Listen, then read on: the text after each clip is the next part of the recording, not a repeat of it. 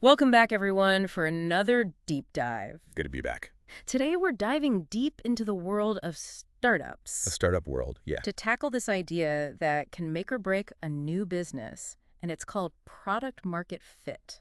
Yeah, you got it? Have you heard of this? Oh, yeah, big time. It's huge, right? Huge. So we're going to unpack what that is and how it can really determine whether a business is going to succeed or not. Exactly. And we'll be using this article from Upsilon called How to Conduct a Product Market Fit PMF Survey. Love it. Love a good survey. Right. Get into the data. Yeah, so PMF. PMF. Everyone loves a good acronym. Who doesn't? But it can be a little deceptive because it makes it sound simple, It does. It does. but it's really not. Not at all. This is about more than just buzzwords. Way more. We're talking about that really important connection point. You know, when you have a product Yeah. and it actually meets what a market wants. Exactly. And that's the thing. So it's not enough to just build something that's really cool or you think is interesting. You got to have that market. Yeah. You got to have people that want it. It has to solve a problem for someone. Exactly. And that's what this article really emphasizes. Yeah. You know, they use this phrase product market fit, but really what it's about is having a product that people actually want. Yeah. That they desire, that they need. Yeah. That they can't live without. Exactly. And that's how you build a successful business. Right. Because if you think about it, Yeah. you could pour your heart and soul into creating something All the time. that you think is amazing. Blood, sweat, and tears. Right. But if nobody wants it, Nobody buys it. it's kind of irrelevant in a way. It's a hobby at that point. Right. It's art. Yeah. And it's fine to have hobbies and things like that. But Absolutely. if we're talking about building a business, Yeah. it's got to be something that people actually want. You got to sell it. You got to make money. Okay. So how do we figure that out? Well, that's the million-dollar question. Right. We ask, right? We ask. We go straight to the source. You got it. We talk to the customers. We talk to the customer. They're the ones who are going to be paying for this product. Exactly. So we need to understand what they want. But I imagine there's a method to this. Oh, absolutely. It's not just like randomly texting people. You can't just send out a mass email and say, hey, what do you think? Right. What do you think of this idea? Right. There's a more structured way to do it. So how do we add a little more structure and strategy? So that's where this PMF survey comes in. Okay. The article really highlights this as a valuable tool. Right.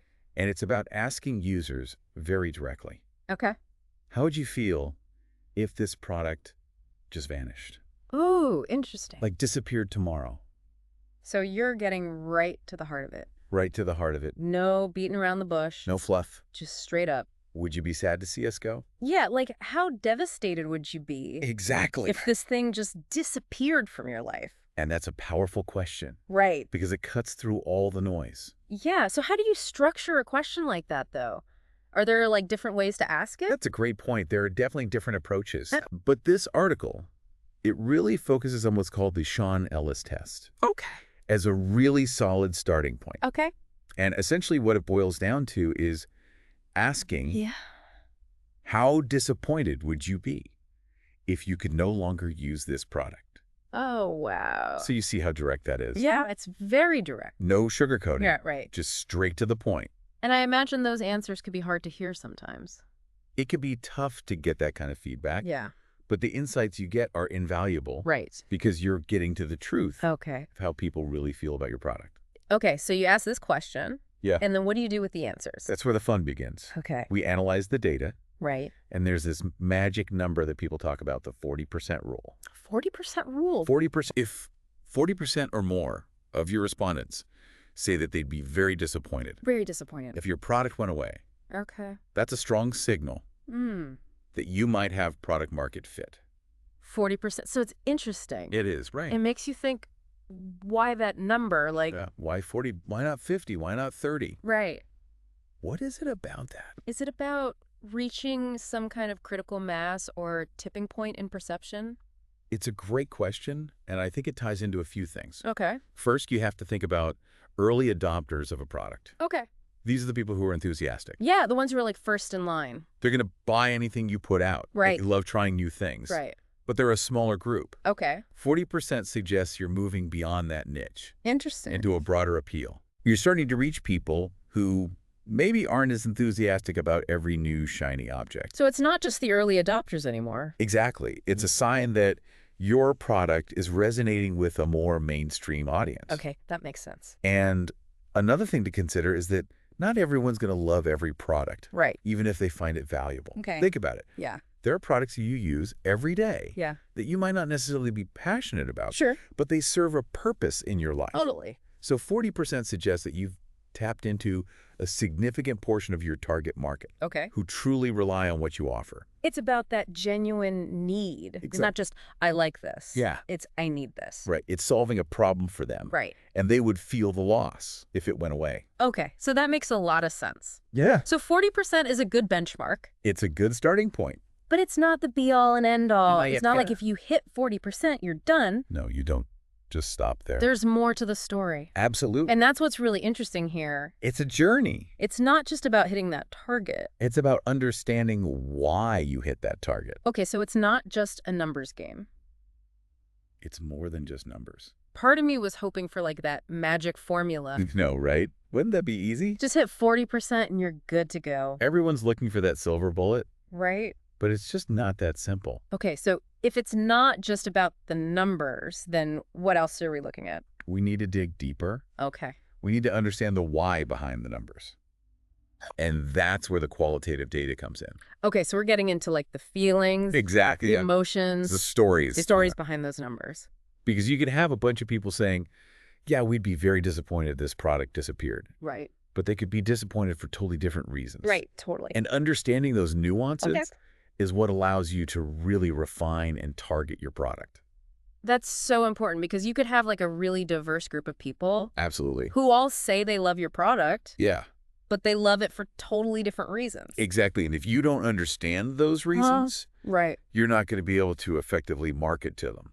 You might end up focusing on the wrong things. Exactly. Yeah. You might end up alienating some of your core customers by trying to appeal to everyone. Wow. Okay, so how do we get to those deeper insights? That's the question. More surveys. Surveys are definitely part of it, Okay. but we need to ask the right questions. Okay. And that's where open-ended questions become really valuable. Okay. Instead of just asking, how disappointed would you be? Right. You might ask something like, what specifically would you miss most if you could no longer use this product? Ooh, that's good. Right. So it's not just, would you be sad if this thing disappeared? Yeah. Like, tell me what you actually use this thing for. Exactly. What value does this product bring to your life? Oh, that's good. And how would your life be different without it? I like that because suddenly it's not just about like, I'm going to miss this product. Yeah. It's, I'm going to miss this specific feature. Yeah. Or the way this thing makes me feel. Or the problem it solves that nothing else can. Yeah. That's what you're trying to uncover. And that's so valuable. It is. Because then you know as that business owner, Yeah. okay, this is what people actually care about. This is what we need to focus on. And this is maybe what we could let go of. Right, because not every feature is created equal. Right.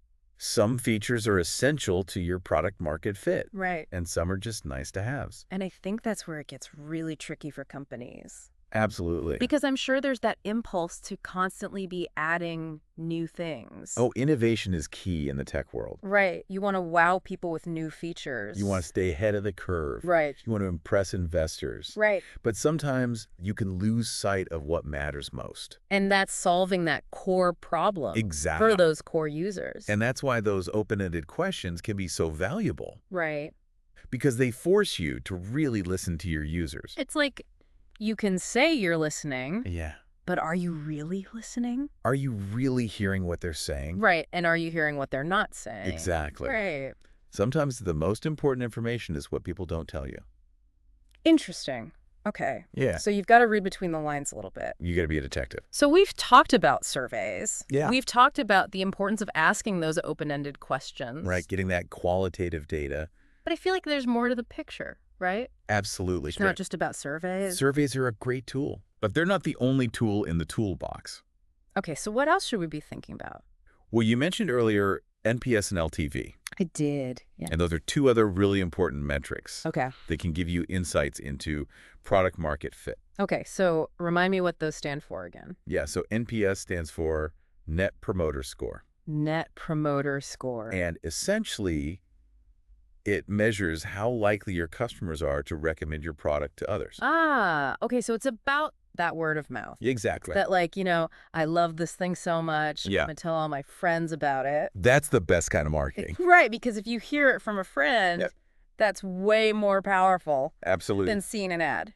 People trust recommendations from people they know Totally. more than they trust some random ad. Okay, so a high NPS means that people are out there Spreading the word. spreading the good word. They're telling their friends and family Right. about how much they love your product. Okay, so that's usually a good sign It's a great sign. when it comes to product market fit, Absolutely. because people don't usually recommend things Yeah, that they don't truly value. unless they're getting paid for it. Right. But we're talking about genuine word of mouth here, Okay, so that's NPS. And then what about LTV? right? So LTV stands for customer lifetime value. Okay.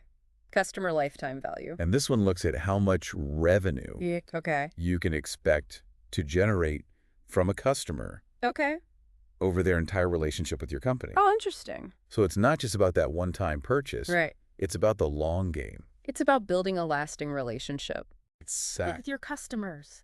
And it makes sense when you think about it. Okay. Because if someone is only going to buy from you once, Right. it might mean that your product wasn't as valuable to them as you thought it was. Okay. Or maybe it solved a very specific problem Yeah. that they don't have anymore. One-time thing. Exactly. Okay. But if you have a high LTV, Okay. it suggests that your product isn't just a one-time purchase. Okay. It's something that people stick with, Okay. which usually means Yeah. it's solving a persistent problem or need. Right, because they're coming back for more. They're coming And back. they're purchasing. They're telling their friends. Bought in. They're invested. Yeah. They see the value. Okay, so if we think about all of this, Yeah. if we connect it back to product market fit, what are we really saying here? I think what we're really getting at Yeah. is that achieving product market fit Yeah. isn't a destination. Okay. It's a journey. It's a journey. It's not a one-time thing. It's not like you find it and then you're good. You don't just check it off the list. Right. It's about constantly listening to your customers, Okay. adapting to market shifts, Okay. and iterating your product to stay relevant. So it's more like you're surfing. I like that analogy. Right. You're trying to ride that wave. You got to stay agile. Right. You got to adjust to the currents. And just when you think you've got it figured out, Right. that wave crashes. Market changes. And you got to find a new one. You got to adapt or you're going to get wiped out. This has been so insightful. It's a fascinating topic. It really is. And I think even if you're not someone who's Yeah. like building a startup from the ground up, Right? these are really valuable things to think about Nice. just in terms of Life in general. life in general, your career, Relationships. relationships, like understanding. It's about understanding what your audience values, Right. being willing to adapt, Yeah. and always striving to deliver something truly meaningful. Well said. It's a good philosophy to live by. It really is. And on that note, Yeah. I want to hear from you, our listeners. Yes. Think about a product or service you use regularly. Yeah, something you love. What do you think makes it a great example of product market fit? What is it about that product Yeah. that just clicks Yeah. with the market? Maybe it's that one essential feature. Right. Maybe it's the way it makes you feel. The way it just works. Or maybe it's something that you would be absolutely lost without. You'd be devastated. Head over to our social media Yes. and share your thoughts. Let's keep this conversation going. Let us know what you think. We want to hear from you. Until next time, Happy deep diving. happy deep diving. And it also reflects that not everyone will love every product, even ones they find valuable. Right. 40% suggests you've tapped into a significant portion of your target market who truly rely on what you offer. Right. It's not just about fleeting enthusiasm. It's about genuine need. Exactly. Yeah. And this ties into another crucial point the article makes. Okay. It's not just tea about hitting that 40% target. Okay, so it's not just a numbers game. Right. I have to admit, part of me was hoping for a magic formula. Wouldn't that be nice? Yeah. While that number is a strong indicator, Right. it's really just the tip of the iceberg. Okay. This is where the qualitative data comes in, digging into the why behind the numbers. Right, because a bunch of people might say they'd be very disappointed if your product disappeared, but for totally different reasons. Exactly. Interesting. And understanding those nuances is what allows you to truly refine and target your product. So how do we get to those deeper insights? More surveys. Surveys are definitely part of it. Okay. But this is where those open-ended questions the article talks about become really valuable. Okay. Instead of just asking, how disappointed would you be? Right. You might ask, what specifically would you miss most if you could no longer use this product? Ooh, I see what you mean. Yeah. That's getting very specific. It is. Suddenly, it's not just about missing a product in general. It's about that one key feature or the way it makes you feel, or the problem it solves that nothing else can. Exactly. Wow. It helps you move beyond the what to the why, I like that. providing invaluable information for product development and those tough decisions about which features to prioritize. You know, it makes me think about all the times I've been frustrated with an app because it seemed like they added a bunch of bells and whistles that nobody asked for, but they never addressed that one little bug that drove everyone crazy. That's a perfect example of a company that might not be fully grasping the concept of product market fit. Right. They're focused on adding features, not necessarily on solving the core problems their users rely on them for. It's like, I get it, you want to innovate, you want to add value, but sometimes it feels like companies forget to listen to what their users are actually saying. Which is why these surveys, particularly when they incorporate those open-ended questions, can be so valuable. Okay, but you mentioned there's more to the picture than just surveys something about NPS and LTV. You're right. To be honest, Ah. I get a little lost in all the acronyms sometimes. Okay, But you mentioned there's more to the picture than just surveys something about NPS and LTV. you're right. To be honest, I get a little lost in all the acronyms sometimes. Totally understandable. Right. We do love our acronyms in the business world, Yeah, we do. but these ones are worth unpacking. Okay. So NPS stands for Net Promoter Score. Okay. And essentially, it Yeah. measures how likely your customers are to recommend your product to others. Okay, so it's about word of mouth. Word of mouth, exactly. Like, you love this thing so much, you're going to tell all your friends. You're going to shout it from the rooftops. Right. That's the dream. Yeah. That's the best kind of marketing. Because if you hear it from a friend, Exactly. it's way more powerful than seeing an ad. Oh, absolutely. People trust recommendations from people they know Right. way more than they trust some random ad. Okay, so a high NPS means that people are out there, like, spreading the good word. Spreading the word, telling their friends and family Right. about how much they love your product. Okay. And that's usually a good sign when it comes to product market fit. It's a great sign Right. because people don't usually recommend things that they don't truly value. Unless they're getting paid to do it. Right, exactly, unless it's some kind of sponsored thing. Right. But we're talking about genuine word of mouth here. Okay, so that's NPS, and then what about LTV? Right, so LTV stands for customer lifetime value. Okay. And this one looks at how much revenue you can expect to generate from a customer over their entire relationship with your company. Oh, interesting. Okay. So it's not just about that one-time purchase. Right. It's about the long game. It's about building those lasting relationships with your customers. I see. So instead of just looking at, like, did someone buy this one time? Right. You're looking at how long are they going to stick around? Exactly. Are they going to come back for more? Right. Are they really invested in what you're doing? Exactly.